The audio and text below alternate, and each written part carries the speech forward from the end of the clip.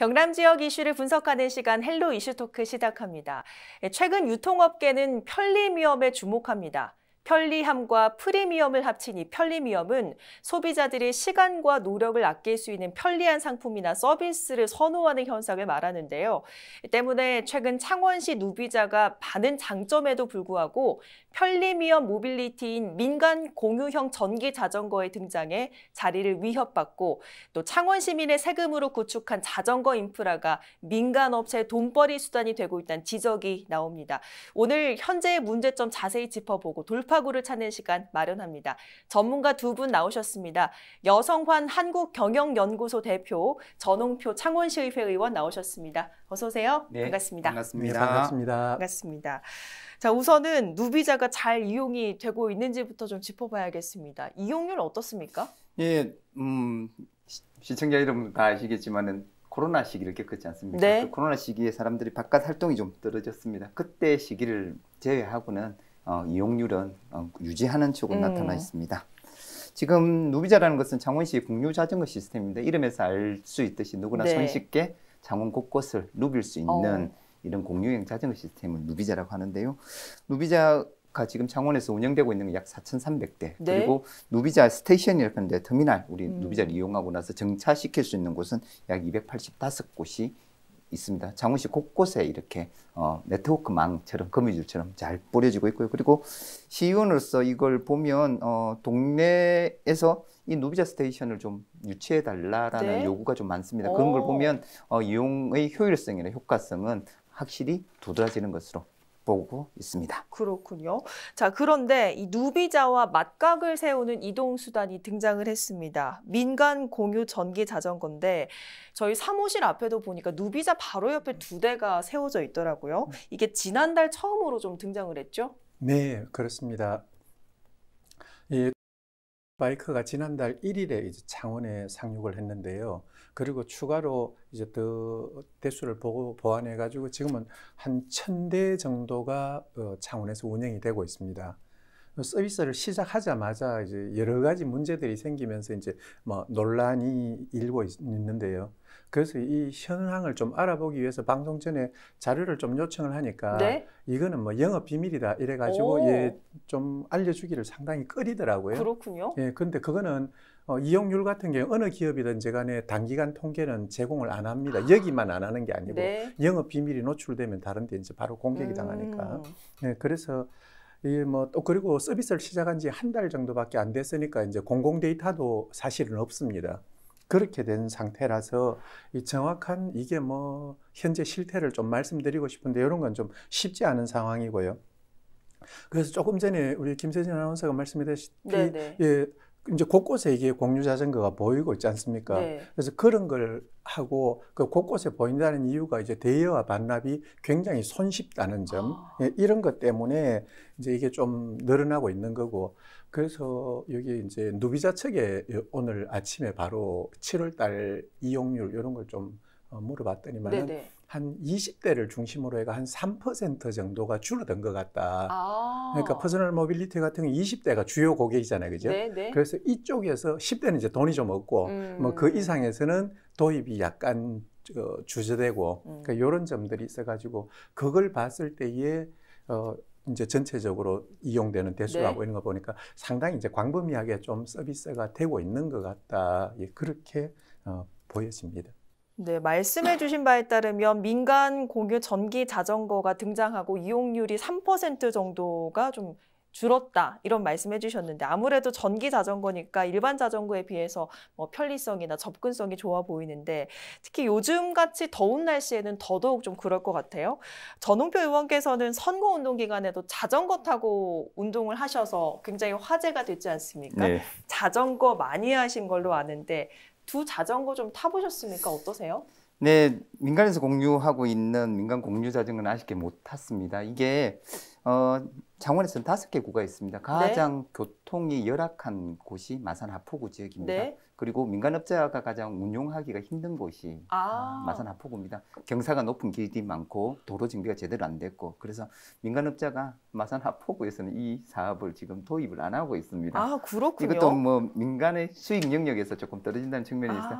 그래서 아쉽게도 민간 공유 자전거는 저는 이용을 하지 못했습니다. 그러나 그게 우리 창원시의 공유자전거 누비자 시스템 종종 이용하고 있습니다. 네. 누비자의 단점보다는 장점이 저는 많다고 생각하는데 일단은 그 이용료가 쌉니다. 연회원으로 한다고 하면 1년에 3만 원. 네. 3만 원이면 연중 어느 때나 뭐 수시로 횟수에 상관없이 살 수 있습니다. 그리고 1일 회원권을 끊으면 1,000원에 하루 종일 운영할 수 있는 그 시간을 보장하고 있습니다. 그러나 이 민간 공유 자전거는 15분의 기본 요금이 있습니다. 15분이 기본인데 1,500원.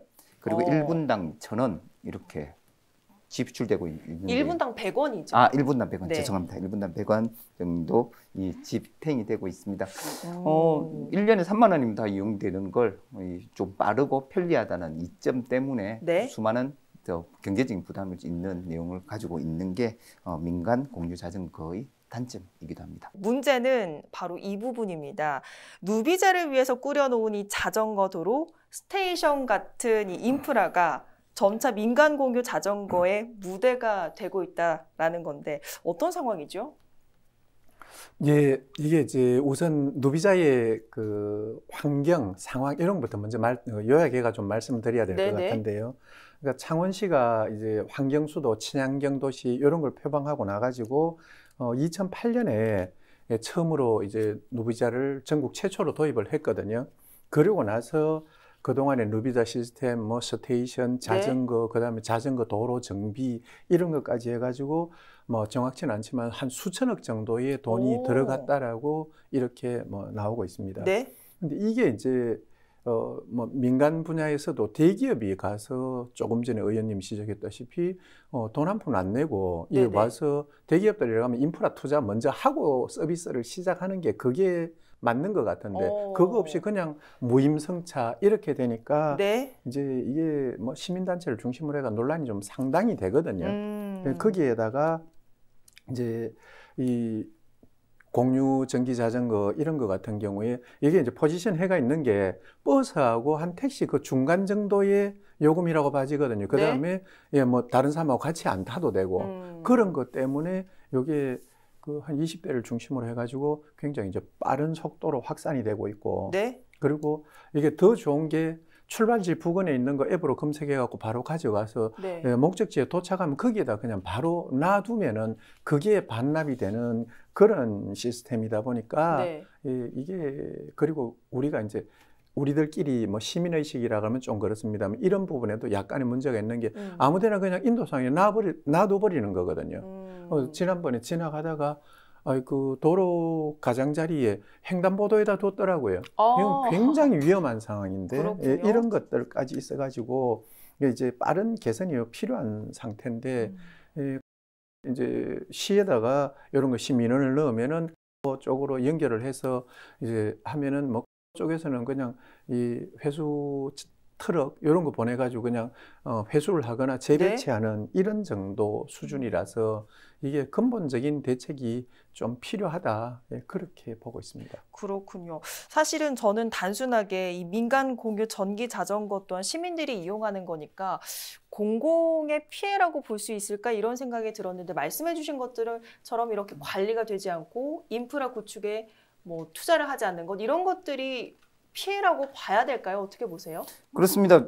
일단은 창원시는 연간 유지관리 비용만 해도 55억 정도의 그게 누비자에 투여를 하고 있습니다. 꽤 많은 돈을 투여하고 자전거 도로를 개설하고 유지 보수를 하고 있고요. 그런데 이 민간 공유 자전거는 그런 데 대한 기여를 아무것도 안 했거든요.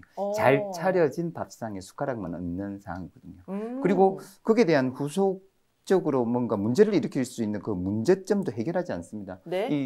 자기가 원하는 곳에서 자전거를 이용해서 원하는 곳에 도착해서 그냥 그게 놔두 버리면 개인의 입장에서는 아주 편한 일인데 그것 때문에 통행권을 방해를 받는다든지 아니면 도로에 장애물로 넣어서 2차 사고를 유발할 수도 있다든지 그리고 급하게 불이 났을 때의 이 소방차가 갈 수 있는 그런 도로들도 막을 네네. 수도 있거든요. 이런 측면들도 고려하지 않고 무작정 영업적인 측면만 바라보고 있으니 사회적인 문제로 대두될 것으로 생각합니다. 그리고 이 누비자라는 공유 자전거가 세종, 안산, 서울 여러 군데서 이용됐는데 지금 네. 고양과 안산은 이 공유형 자전거 사업을 접기로 했습니다.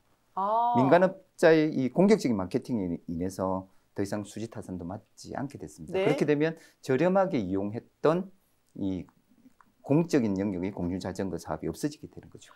말씀처럼 결국 이 공공시설의 피해 고스란히 시민들께 돌아가는 거 아니겠습니까? 이 부분에 대한 창원시 차원의 고민이 좀 필요해 보이는데 어떻습니까? 지금으로선?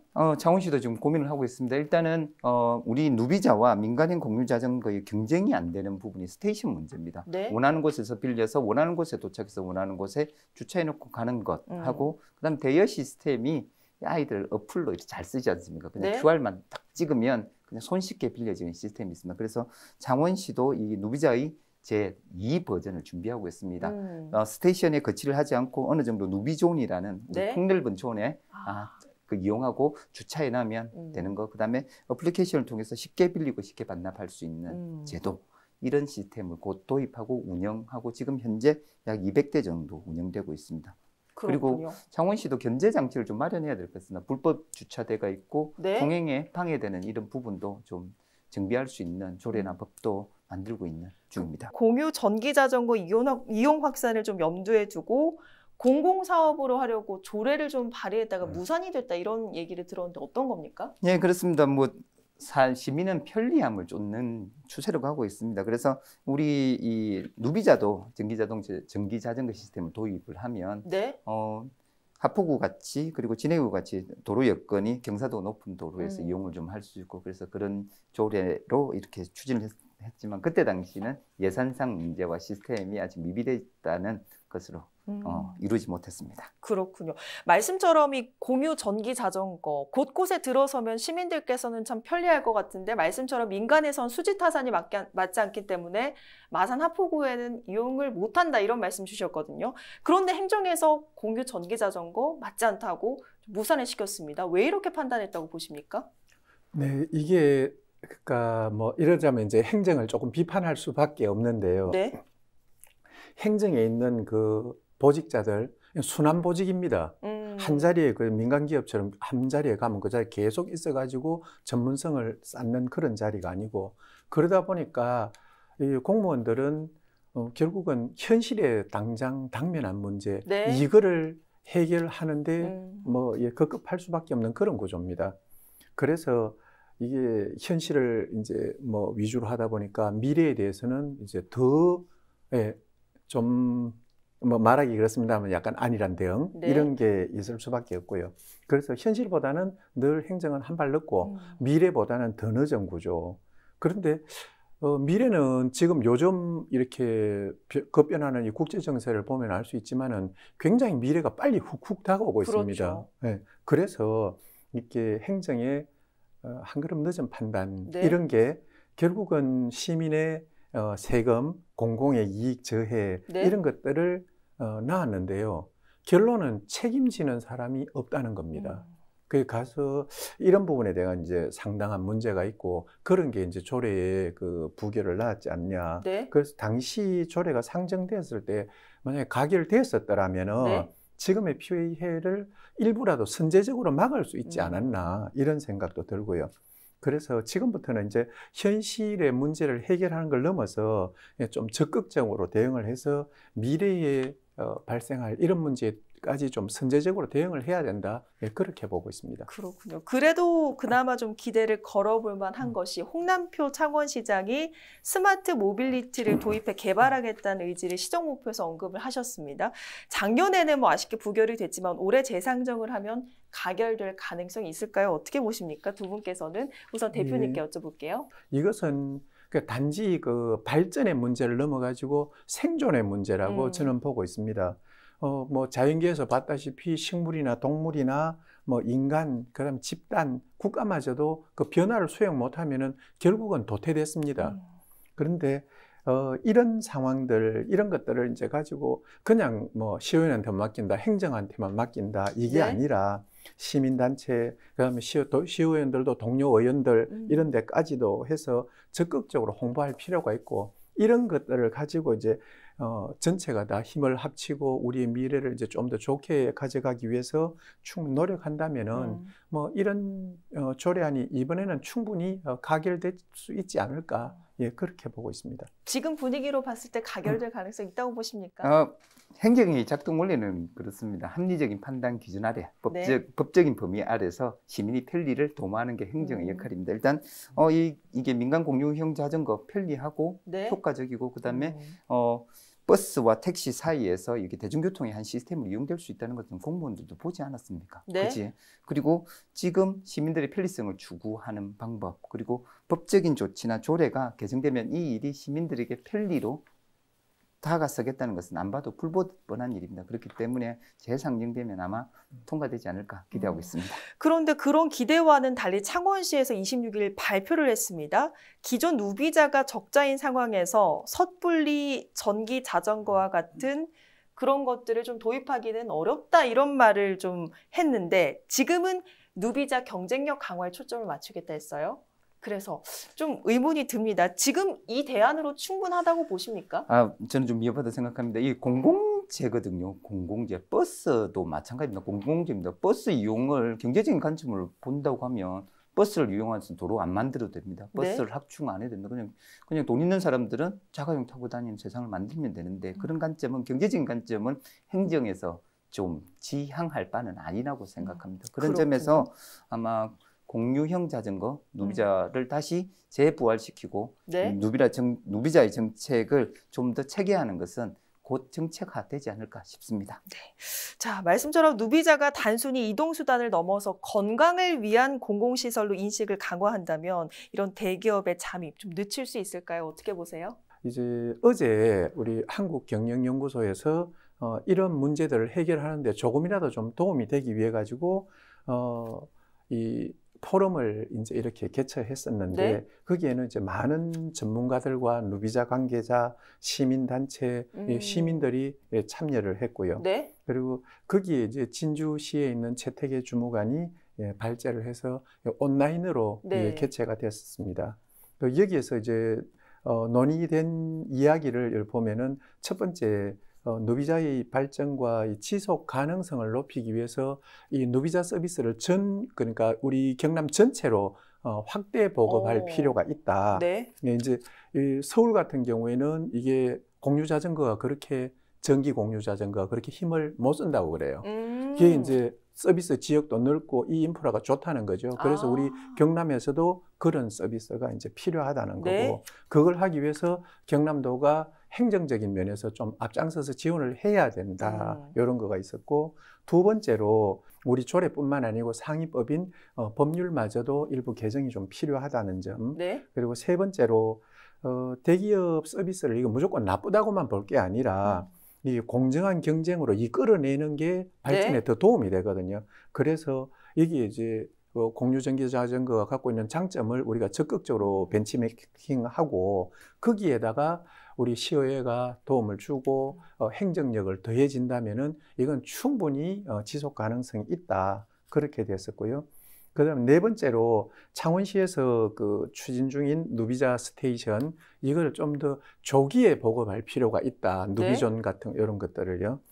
그리고 이제 전기 자전거도 의원님께서 굉장히 좋은 지적을 해주셨는데, 이거를 경제성의 관점으로 볼 게 아니라 우리 ESG 요즘 뭐 핫하게 떠오르고 있지 않습니까? 그래서 탄소 제로 이런 거, 그다음에 건강 이런 거와도 관련이 있고, 그래서 공유 전기 자전거도 좀 조기에 도입할 필요가 있다.